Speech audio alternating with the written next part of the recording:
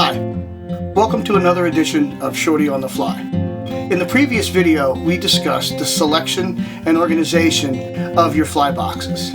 In this video, we're going to take it a step further and talk about what flies actually go in the boxes and how they get in there. I'm going to walk you through my process of how I select flies to go in a specific kind of box and the process I go through to tie them and get them in there. I hope you find it helpful.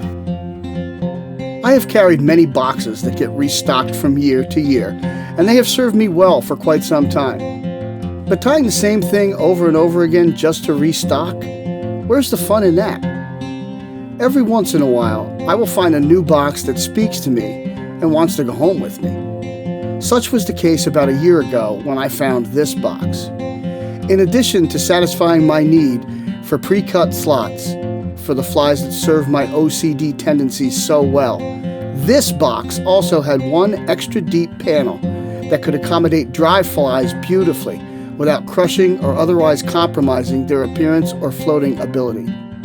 In addition, it would hold nearly 900 flies.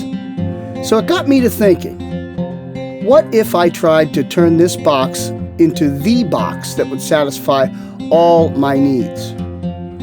Would it actually be possible to carry only one box in my vest?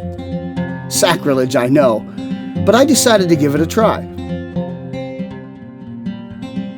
The prospect of tying nearly 900 flies might be daunting to many of you, but it is not if you have a procedure to follow. Mine begins with an index card on which I will list the names of the flies to be tied and their future location in the box. I also keep track of the recipes for each fly pattern in a series of little notebooks once I have finished tying that pattern. I know it seems a little anal, but it really helps when I have to go back and refill the flies.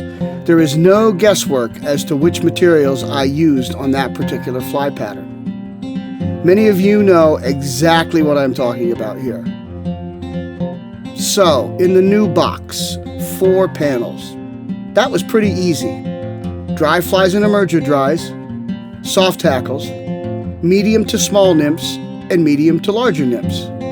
The dry flies would be organized top to bottom according to hatch times, the soft hackles in much the same way. Nymphs are a little bit of a different story. I tend to organize those by frequency of use and loss, and since most of the nymphs I fish do not represent anything in particular, but are suggestive of a lot of things, that seems to work well for me. And as I remarked in the previous video, the empty slots that appear suggest the subject of my next tying session as the season progresses. Once I am ready to tie, I select and lay out the materials for the number of flies I'm going to tie, usually in sets of a dozen. This includes pre-selecting any hackles and getting beads on the hook before I ever get started. I am lucky enough to have a space in my home that is dedicated to my fly tying, so I can leave everything right there on the desk until I get to it. If you do not have such a space, there are alternatives that might serve you just as well. Long tying sessions are a rarity, so I generally tie in small increments, 10 minutes here, 20 minutes there, and I bang out what I can when I can. Before you know it, I have one set complete. Into the box they go, and it is on to the next set of flies. I get great satisfaction as the box begins to fill up, knowing that the project is going as planned. This box ended up taking me about 3 months to fill just by tying a bit each day, more when I had the time or was particularly inspired. And when I was finished, I had, quote, the only box I need to carry, unquote.